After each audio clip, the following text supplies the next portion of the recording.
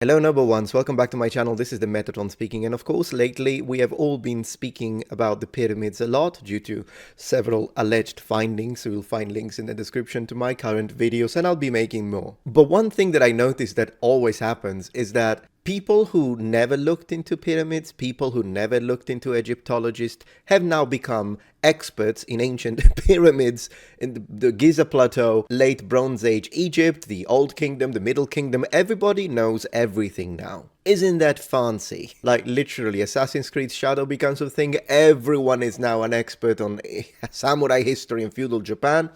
Now it's the pyramids. Everybody's an expert. Overnight. Must be alien tech. Alright, what am I on about? Well, as you know, loads of different content creators, YouTubers, scientists, alternative archaeologists, loads of people decided to, share their own opinion, which up to that point, great. Me included, of course. But then as people start discussing the pyramids, I've seen a few YouTubers saying, well, the pyramids were built by slaves. And then when that happens, when anyone makes this statement these days, you will find their comment section invaded. It's gonna become an invasion with all the people screaming, I can't believe you said that. Don't you know that the pyramids were not built by slaves? That's been debunked. They were paid workers. You will find this. It's become a thing. So let me address that very quickly, because I feel that in order to debunk a misconception, people have created a new one, a new myth. So let's address it. This whole discussion about the pyramids is not new. People have been trying to figure out how they were made for a very long time. But if you look, there are a lot of articles, we'll check a few, that debunk this myth that the pyramids were built by slave labor. This was on Yahoo, but if we open Google, it's the same thing, where the Egyptian pyramids built by slaves. Some people say, no, this is wrong, not slaves. Archaeologist Mark Lather digging deeper, blah, blah, blah. Reddit, of course, Discover Magazine, The Guardian, Quora, everyone is now debunking the myth. And even AI answers, and generally speaking AI models, are now debunking this idea. And as you can see here, AI overview, the widely accepted view among archaeologists and historians is that the Great Pyramids were not built by slaves, but rather by paid laborers and skilled workers, not enslaved people. Now, this is wrong. Well, you better prove that statement, Metatron, or very easy to do. What is wrong about this is that it is the widely accepted view among archaeologists and historians. This is not true. And the reality of fact is that if you spend more time into actually looking at what professional Egyptologists have been saying about this since the freaking 90s, publications that go all the way back, if you don't want to go too far back, and you go with the publications all the way to 2015, 2018, 2019, you will see that this is highly debated. And among the archaeologists and historians that do present this idea, which you of course have some, you will notice that they are not categorical. They are not categorical. And I've read a lot of these statements, and so has one of my team members who is an Egyptologist, and of course we looked into this, and they're not categorical. They'll tell you, yeah, maybe there were quite a substantial number of paid workers, maybe, perhaps, although while at the same time several of these historians and archaeologists also acknowledging the idea that still a substantial part of that workforce was most likely slaves. As usual, this is a game of telephone. Someone says something, but then by the time this gets repeated by people who get emotions into it and just get mad, the final result, the final message will be significantly different for what it was originating from, which was perhaps some paper or a dissertation or a publication, an academic thesis, what have you, that had made a statement that wasn't categorical, and then it becomes categorical. In fact, it becomes the new doctrine that cannot be challenged in any way, shape or form. And to me, that tells us a lot about what sort of problems we have in today's society with the high access of the internet. Not that I'm saying that people shouldn't have access to the internet, but I'm saying that people should spend more time looking at what the evidence is, what these professionals are actually saying, what the debate currently is, rather than reading one article here and then spending all of their time going around getting mad and debunking people in the comment section and trying to shame people. For instance, BBC Science Focus says, contrary to popular belief, it wasn't slaves who built the pyramids. Notice this is a statement, categorical statement, you will not find professionals making this kind of categorical statements. We know this because archaeologists have located the remains of a purpose-built village for the thousands of workers who built the famous Giza pyramids nearly 4,500 years ago. I had the good fortune to work on the site in 2005-2006, and it was incredible to watch as the find came in. Now, one of the ways this is normally backed up is this part here. Animal bones found at the village show that the workers were getting the best cuts of meat. More than anything, there were bread jars, hundreds and thousands of them, enough to feed all the workers, who slept in long, purpose-built dormitories. Then she makes the statement, slaves would never have been treated this well. Well, this already is ridiculous, because even in freaking plantations in the United States, the people that were working, who were absolutely slaves, were both given dormitories, purpose-built dormitories in fact, and they were fed. Now, best cuts of meat? Debatable, but even if it was, this other statement here is ridiculous. The laborers would have been enticed by the mix of high quality food and the opportunity to work on such a prestigious project. Well, this is a very strange thing to say, considering the fact that we do have documents and evidence that tells us that people tried to run away and they were punished for doing that. But before we continue reading these articles, and you'll see that a lot of these statements make absolutely no sense in light of the actual evidence, let me tell you what my position is, so that if you only watch until here, at least you know what that is before I go and debunk the debunking articles.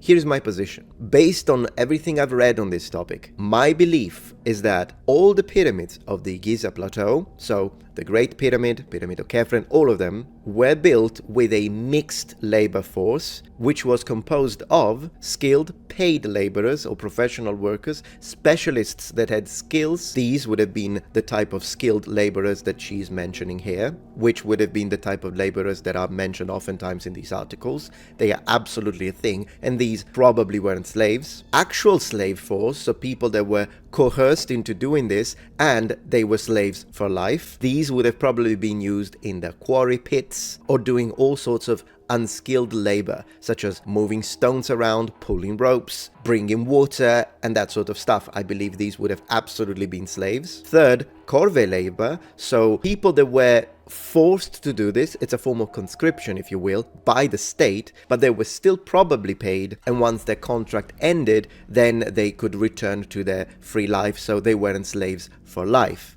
And you could consider this type of corvée labor as a form of alternative to taxation. So you can do this instead of paying taxes, or if you can't pay taxes. Would these qualify as slaves?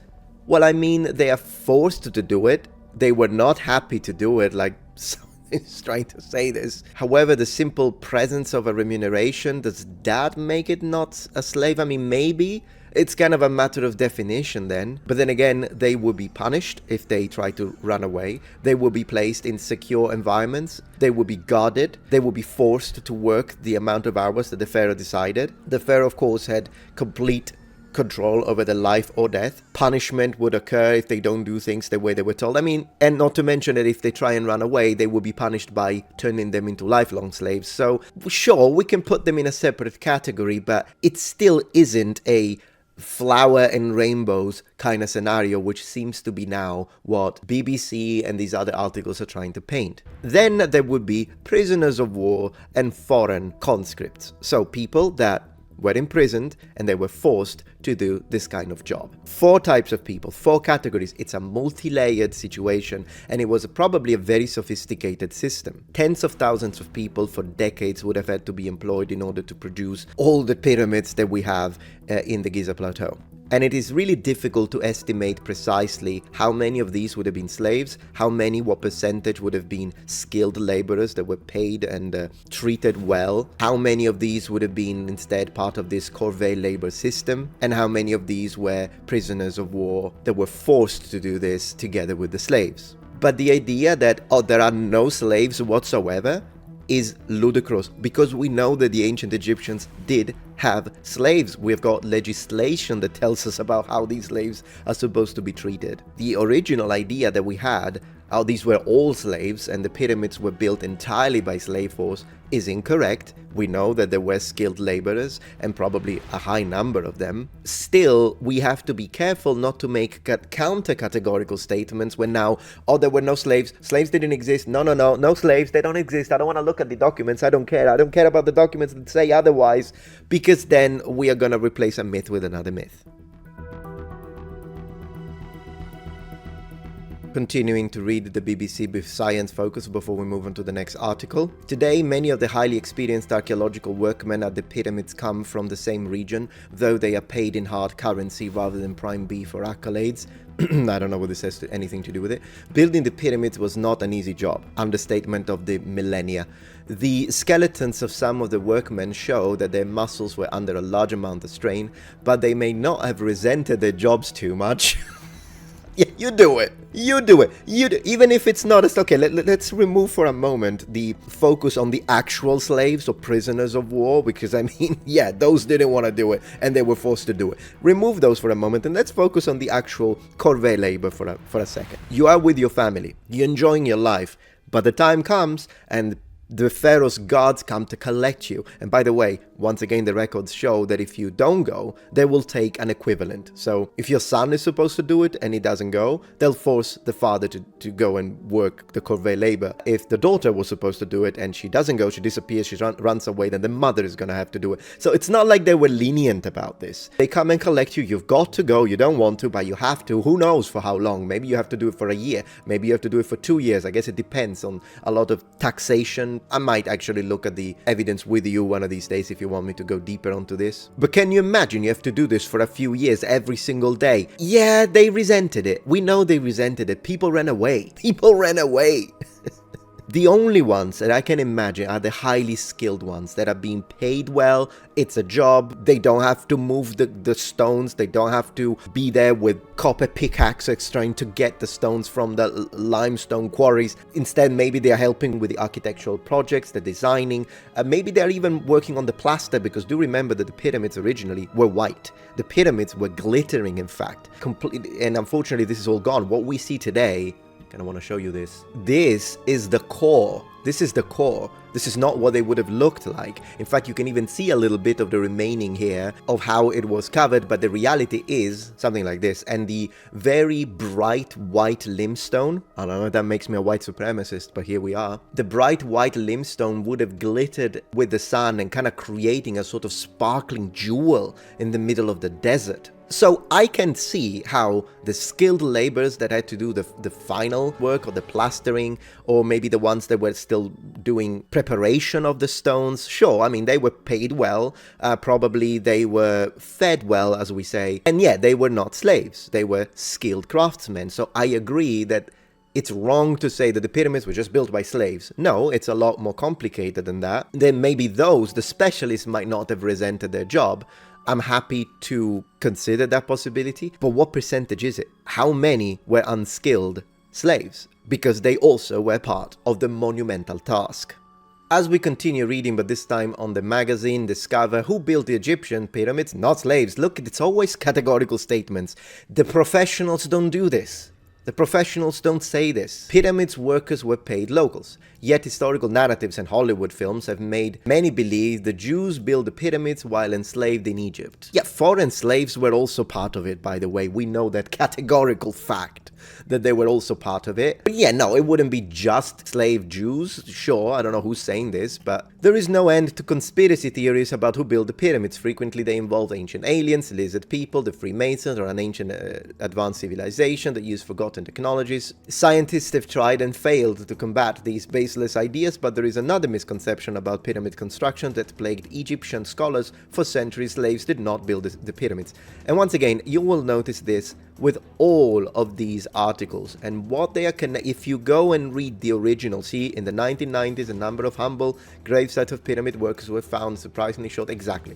So there are absolutely Egyptologists, academics that have been presenting this new idea since the 90s at least, where we say, you know what, I think there was a significant amount of professional skilled laborers and they would have not been slaves. Yeah, people do present this, but they're never categorical about it. In fact, the only ones that I've seen being categorical are people who are not specialists on the field. So someone who is an academic, but something else, and they are repeating what someone else said, but then it's misquoted. It's kind of a hit or miss when it comes to the validity or the quality of the information presented. But what I noticed is that the people, if you really go down the rabbit hole and find the original professional statements, it's never this categorical, and it's never, oh, let me debunk the myth, there were no slaves involved whatsoever. It's not a thing.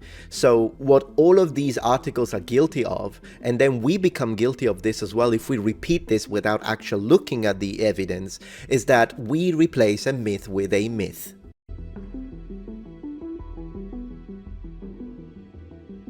Then it reads, they found evidence for large barracks where as many as 1,600 or more workers could have slept together. That's wonderful, but it's clearly not the entirety of the workforce needed to build the pyramids, even the first one, which is the biggest one, of course, but I'm saying even because for that one we have less documentation, but we still know that the force would have been at least 10 times this, at least. It's probably more than that. And then again, the fact that they were placed in barracks, were they coerced? But even if they weren't, okay, let's say that the 1,600 are in fact skilled workers and they are not slaves. That doesn't mean that there were no slaves involved. And archaeologists also uncovered extensive remains for the many meals they ate, including abundant bread and huge quantities of meat like cattle, goat, sheep and fish, which makes sense because you want to make sure if someone has to do these very highly manual jobs, make sense that you spend enough money to feed them well. These workers' graffiti can also be found all over the building they created. Then it talks about the marks, they say the names of these bands, which is great. Together, these hieroglyphs give archaeologists hints about where the workers came from, what their lives were like, and who they worked for. Nowhere have archaeologists found signs of slavery of foreign workers. This is nonsense. They have.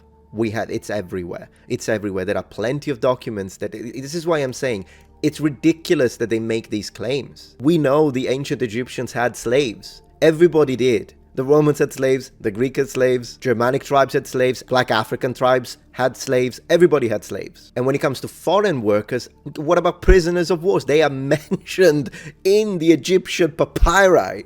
They are mentioned. Meanwhile, there's ample evidence of labor tax collection throughout ancient Egypt. That's led some researchers to suggest workers might have rotated through tours of constructions, like a form of national service. However, it's also unclear if that means the workers were coerced. No, it's absolutely meant they were coerced, at least some. Again, I'm open to the possibility. In fact, I do believe that there probably were highly skilled specialists and precision workers that were not slaves, they were not coerced, they were just hired to do a job. They were very well paid for it because their work was highly in demand. And so, yeah, absolutely, that did happen. I do believe that. I don't know what percentage that is, but absolutely they are part of the workforce that helped creating the pyramids. Then you had the coerced ones that are, however, not slaves in the sense that a slave usually is a slave for the entirety of their life. A slave usually is someone, if you're born into slavery, so their kids are also slaves automatically. Sometimes when it comes to slavery, depending on the culture, there are situations in which they can still be paid. Like even Roman slaves were paid. So the simple fact that they could make money. As a matter of fact, some slaves could, if they did a very good job, they created high profits for their master, but they still kept enough money to be able to buy their own freedom. That's something that does happen. So, but they're still slaves. It's not like just because they're being paid now, they're still coerced. They still can't leave.